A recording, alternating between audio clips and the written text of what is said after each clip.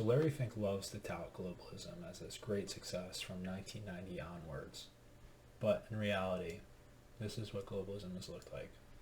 People in Bangladesh making less money than somebody makes in an entire day. So we've shipped out all of the cheap labor and then the technical skills to China.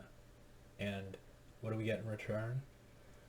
Great returns in, honestly, the bond market. We've been through an incredible bond market, and Larry Fink has ridden it the whole time. We've levered up like no other, and now the inflation is starting to come through in the CPI print, but anyone that's been living in this world knows inflation's been there. I want to take you to the market today, because rates, this was yesterday, sort of a bloodbath straight down. There's no fake outs there. But let's look at the bonds. Oop, ad.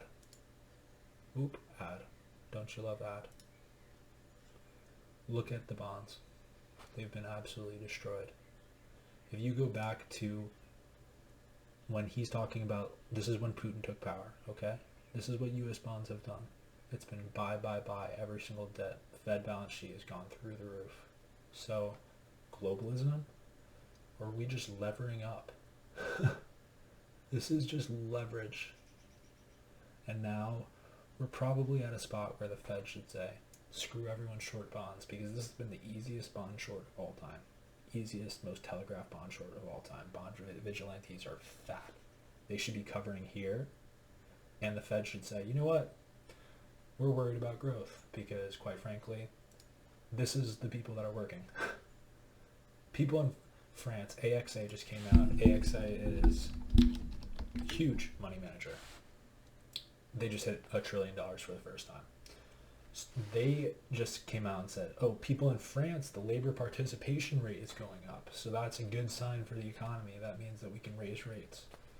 People in France don't want to work. People in the United States work, but not as much as people in Bangladesh or China. People in France working more and people in Spain working more is a bad economic indicator. So we need to be very careful where we are right now. I think that we should just hold these bonds. What the United States does is we go back and forth, and then you have countries like Sri Lanka looking for bailouts from the IMF. Look, China's unhappy with Sri Lanka seeking bailout from IMF. We cause problems every single time we move rates. That's what I wanted to say. So check out my last video on Larry Fink and his globalization.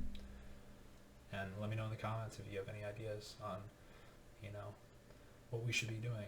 Quite frankly, a digital dollar, I keep on saying, a digital dollar that isn't manipulated the way that our dollar is. I mean, we're strengthening. Okay, so let's go back to futures. Let's look at the euro. Where is it? We're crushing the euro. Because the euro, these people, quite frankly, the demand for these dollars, it's not very high because they don't want to work. Demand for the dollar, especially because that's what people in Bangladesh get paid with. That's where everyone gets paid in dollars, basically. The euro is in trouble. It's in serious trouble, especially as we are relatively tightening onto them and they have a war going on. So we should be very, very careful economically here.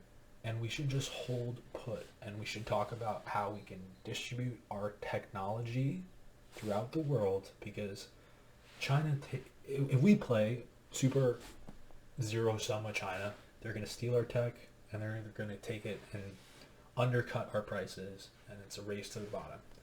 But if we make a deal with China where we have mutual benefit, Europe has to figure out how they're going to be developing technology, because they have some decently good companies, but they have a lot of debt, and that's a problem.